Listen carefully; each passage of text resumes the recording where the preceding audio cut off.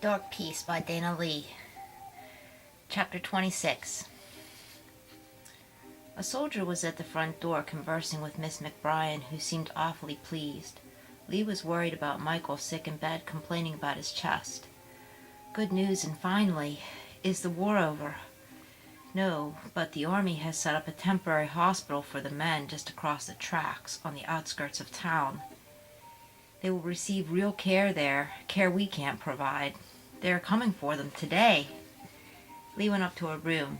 The door was closed, and she knocked. No answer. She peeped into an empty room.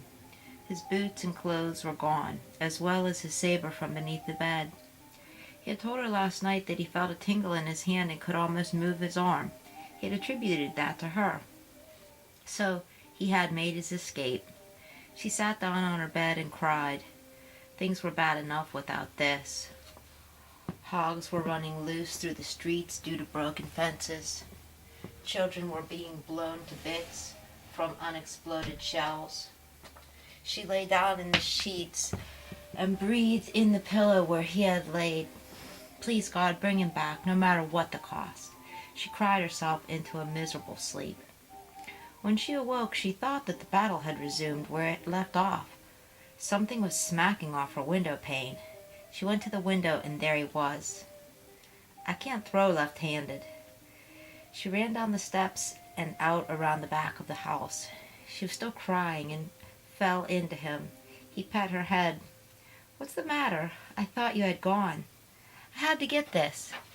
He took something from his pocket, took her hand, and slid a little golden ring on her finger with a single shining diamond. Oh! She slid down to the ground, and he joined her there. Lee, will you marry me? She kissed his face, his lips, and eyes. Of course I will. I love you, my darling. I've loved you from the first time I set eyes on you. I'm so glad to hear you say it. I feel the same and promise you I always will. She lay there staring at the ring, which picked up flecks of sunlight and danced them around. I know it's not good enough, but it's the best I could do here on short notice. She laughed and kissed him again. It's the most beautiful thing I've ever seen, besides your eyes. I believe I can see you there, looking back at me. You can keep me there, hold me as long as you like. Forever and ever. She kissed him again and again. Thank you, God, she said. I don't suppose you'd know a priest who would marry us. Miss McBrien does, she laughed. I suppose he'd sooner marry me to Jefferson Davis himself. They were both caught up in fits of laughter. She'd poison the cake. Who would do that? They both looked up, interrupted by Jenny standing over them with Elizabeth in her arms. Hello, Lee. Who's your friend? Oh, Jenny, I'm so glad to see you. How is everything? They have taken the last of the boys to Camp Letterman today, thankfully. Oh, Lee, it's been like hell. Lee took the baby from her. Jenny, this is Danny, and this little angel is Elizabeth Hope. Pleased to make your acquaintance, ma'am. He bowed and took her hand. Is that a southern accent I detect? I'll try to keep that in check. Jenny took the baby back. How's your father? He's sick, Jenny. I'm terribly worried about him. Can we go in and see him? He's in bed. Also, there are still 4 wounded men in the house. They too are leaving today. I suppose I should say goodbye, but honestly, I'm sick of them. I'm glad they're leaving. Lee! Oh, come, Jenny, you know it too, although you're not likely to admit it. Even the old spider herself, Miss McBrien, is thrilled to see them go. I don't want you to take the baby in the house with all its sickness. Please, there were 26 men from Maine mostly and Ohio at the house. Oh, Jenny, so many. What did you do? Whatever I could. My mother-in-law is sick too. They went in the kitchen with Daniel following respectfully behind them. Look, our Jenny is here. What is he doing here? Since you have the strength to leave, you should do so. Oh, Jenny, Lee laughed. I'm afraid you've come at an awkward time. If you'll excuse us. Sit here with Miss McBrien or take the baby in to see Daddy. I'll be back in to see you in just a bit, all right? She hugged her close. Yes, of course. Where do you think you're going? But they were out the door before answering. I swear that girl is trying to kill us all. What should I tell her father about it? Lee wouldn't hurt anybody, you know that. You know her, perhaps best of all. That's right, I do. That girl has not an ounce of common sense. Never has. She's completely spoiled. I cannot be a party to her ways. Traitorous she is. She's a traitor to us all. What will people think? I can't let her get away with this. What's the matter? Settle down. That boy is the rebel devil himself. I knew it. Who is he? Oh, her father let him in. 2 of them. The other one is dead.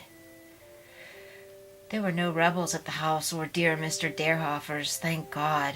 None that stayed. Exactly. These boys were brought here by God knows who, wounded, unconscious, in pieces, not expected to live out the night. But she took a liking to that one from the start. They put him in her room.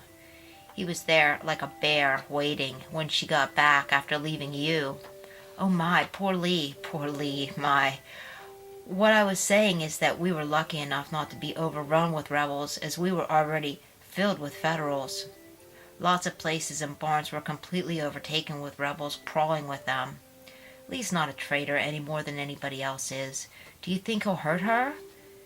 They seem so pitiful. The neighboring farms are full of dead rebels, I should tell you. You pity him? He is charming, a Glakener. We used to call them back home in Limerick. He's dangerous. When the ambulance gets here to transfer the boys, I'll check with the guard to see what they're going to do with him. They'll make him a prisoner, that's what they'll do. They'll take him off your hands. Thank you, Jenny. I'm glad to see you and the baby doing so well under these circumstances. Chapter 27. But they didn't come right back at all. Luck had it that people were coming to Gettysburg from all over the country. The press journalists and photographers with their new cameras, families of the deceased, families of wounded casualties, mothers, fathers, wives, sisters, brothers, the doctors, medics, nurses, the soldiers, Yankees by the score, the morbid curiosity seekers, and the relic hunters. Everybody wanted a souvenir from the pilgrimage there. Daniel had sold his saber, which had belonged to his grandfather, his pistol, even his hat and jacket for a pretty penny. Besides, he still had several gold pieces on his person. He was able to buy the ring, a new white shirt, and a pair of dark pants with money left over for 2 train tickets home, which he still had to purchase. I had to talk to you alone, you understand. She touched his face, which had grown so dear to her in such a little time. Clasping his hand, she led him deep over to the side of the house, towards the fields and woods. August was soon upon them, and it was hot and sultry. She was wearing her white dress that he had first spied her wearing. Forgetting her hat, long tendrils of fiery hair swayed as she moved with her skirts gathered up around her little ankles. He found her to be like a little colt, the way she stepped through the high grasses. I love you, Lee. I want to be married today. That's what I didn't get the chance to tell you. Today? Well, that's impossible, isn't it? No, we can go to the next town, find the justice of the peace. Then what can they say? It will be done. On earth as it is in heaven. Chambersburg, isn't it? Yes. Well, we'll see if we can't find a room there. All the rooms must be booked, I'm sure, with all of these visitors in town. We don't have the room for them. It's never been like this here before. Besides, Chambersburg is even smaller than Gettysburg. Then we'll get 2 train tickets home for a honeymoon in New Orleans. Oh, do you mean it? Of course I do. I'm sorry, my lady, but it seems we'll have to take your horse to Chambersburg. Take Fiona from Daddy? I could never do that, as I couldn't leave without at least saying goodbye to him, and how could I just run off and leave him with that old witch? True, she takes very good care of him, but he's sick. I think she's behaving quite understandably under the current conditions. You don't know her. You wouldn't want to. She used to hit me with the shillelagh when I was little. Well, then I suppose we will have to appeal to the minister here, or the justice. We couldn't do that, not now. There is the seminary, though. I wonder. They were married there that day at the Lutheran Theological Seminary School, the same place the South invaded that first day, by Brother Patrick Donnelly of Virginia, who took pity on them and saw the marriage as his way of healing the wounds of this war. Chapter 28. The Army had transferred what were left of the soldiers to the hospital camp and its bounty of food and supplies. Volunteers from across the country came and lived amongst them, caring for the wounded and the sick. They even have their own priests there, Miss McBride told Jenny. She also informed the Yankee in charge of gathering and transferring the soldiers of the rebel who happened to be missing at the moment. The town is full of them, ma'am. We'll be sending someone around to fetch him. I wonder where they are. Jenny was worried about her friend. She was gone by the time they returned as husband and wife. Oh, Danny, it's too late to wake up Daddy. We'll tell him first thing in the morning.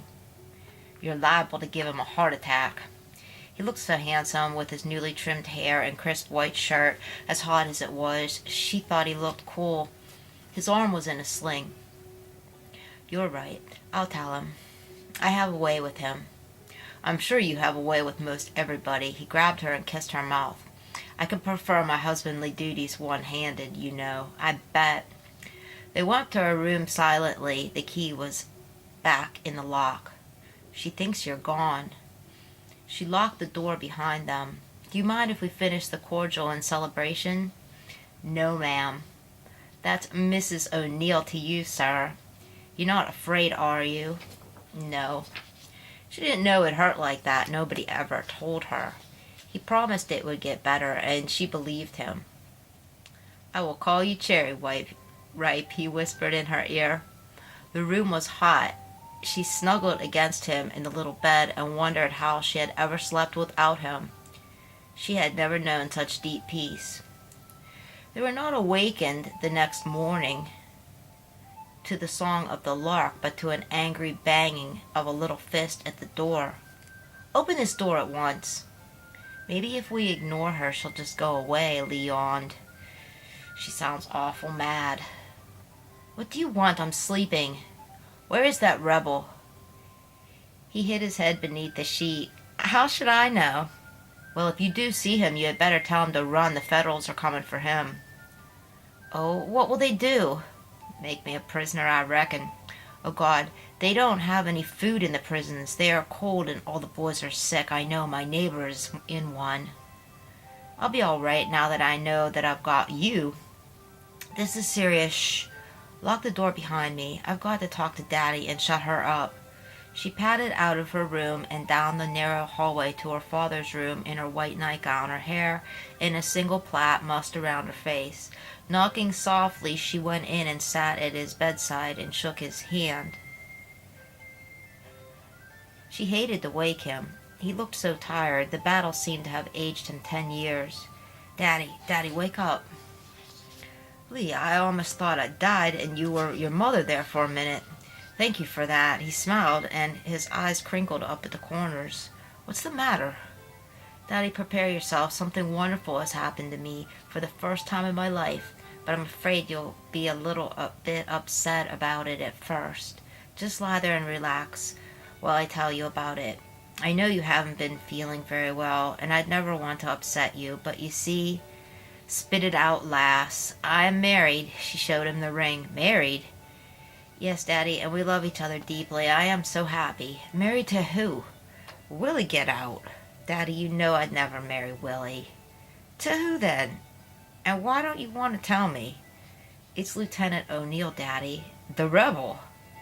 Well, I think I could coerce him into staying with us. He knows all about farms. His father owns a large plantation, and we need the help around here, Lord knows. He sat up in bed. How can you be so nonchalant? What have you done? What can he possibly do to help? He's got but one arm. I won't have you insulting him like that. Oh, Daddy, Miss McBride said the guard is looking for him. They'll make him their prisoner. I don't want to leave you, Daddy, but he is my husband now, and if we have to run away, then you leave me no choice. Jesus, you really love him, don't you? And you say he loves you. Why didn't he ask my blessing? Would you have given it? Absolutely not. Bring me some breakfast up, will you? Send Miss McBride up too. We need to talk about this. Get me my pipe. Daddy wants to talk to you. His door was opened wide and the room was smoky. What are you doing smoking? You said your chest hurt you. Come in, Bridget, sit down. I'm afraid I've got a Lulu for you. She thought he seemed better somehow, pleased with himself, and he hadn't used her first name ever that she could remember. Arlie has gone off and got herself married. I know it's a shocker, and we are so used to having her around. Well, the thing of it is, I want her here, you know. Please do not tell me that she married that rebel. Don't tell me that, sir. Well, she has. It's done. She says the Federals are coming for him. They are. They were looking for him yesterday, and I told them I didn't know where he was. I knew better than to let her leave the house with him, but Jenny distracted me. How does the army know he's here? How should I know? Oh, but you do. If they come asking about him now, you're going to tell them exactly the same thing that you told them yesterday, that he's gone and you don't know where. He's turned you too. I'm old. I don't want my daughter on the run in the South, not now. Do you understand me? Sir, you know I'd do anything for you, but good. It's all settled then. Chapter 29. It was settled for Michael, but that is not to say that the dust had settled or the restless dead plowed over in shallow graves. Michael kept his daughter, who smiled more now than ever. He also gained a son who played cards with him in his sick bed and told him about the places his boys had been. The man had a spirit, a smiling vitality that the old man had been missing.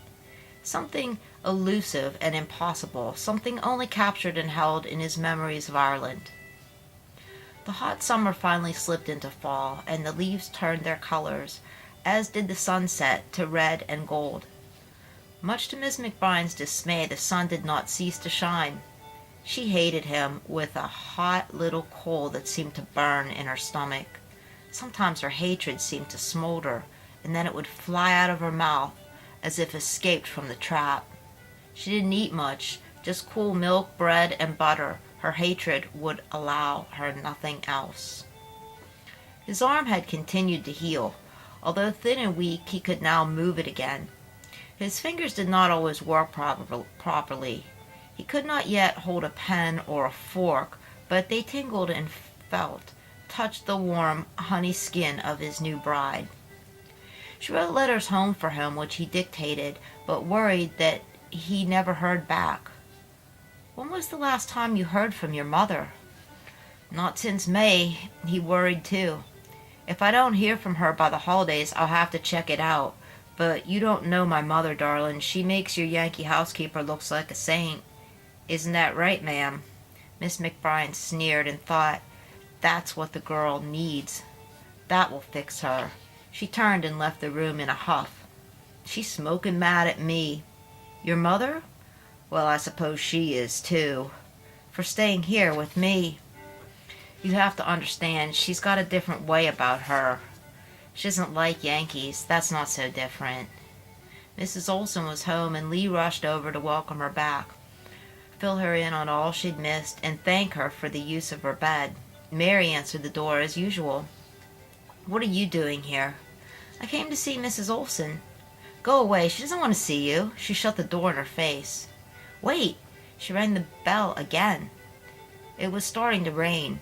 No answer. She covered the green silk dress beneath her black crochet shawl and rang the bell again and again. Mary, who is at the door? It's Lee. I told her to go away. Diana began to weep, went up to her rooms and closed the door behind her. Mary opened the door again. She could see the girl was going to be a nuisance. Go away. She does not want to see you. Now you've made her cry. Oh, is it Willie? She held the door fast with her hand wet and shaking. Has something happened that I don't know about? You know well enough what you've done. Everybody knows. Now get out of here. Go on. She shooed her like a mouse. And don't come round here no more. This time she slammed the door and Lee started to cry. By the time she got back home, She looked like a drowned rat, her dress in ruin. There was a letter from Glenn waiting for her, thank God.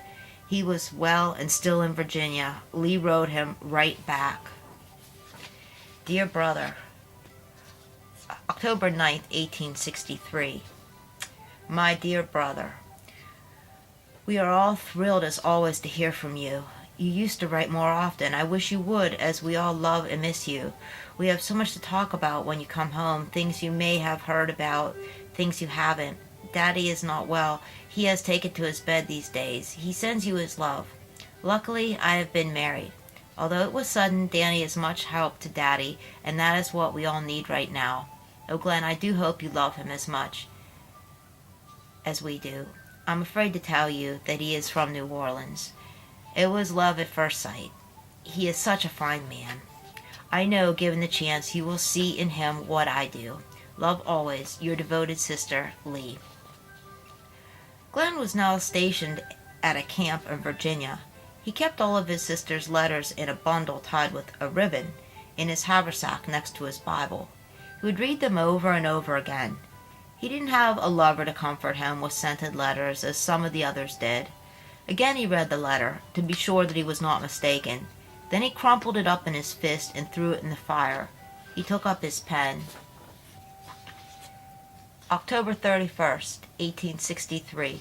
Dear Dad, I am well, but I hear otherwise about you from our sister. It seems an appropriate day for me to discover she's up and married a Southerner, and he is living in our house to boot. Please tell me one thing, Dad. Is he in the army? I have already made my assumptions, and I can tell you they are not pretty. Take care of yourself, Dad, and write me back the day you get my letter. Your son, Glenn.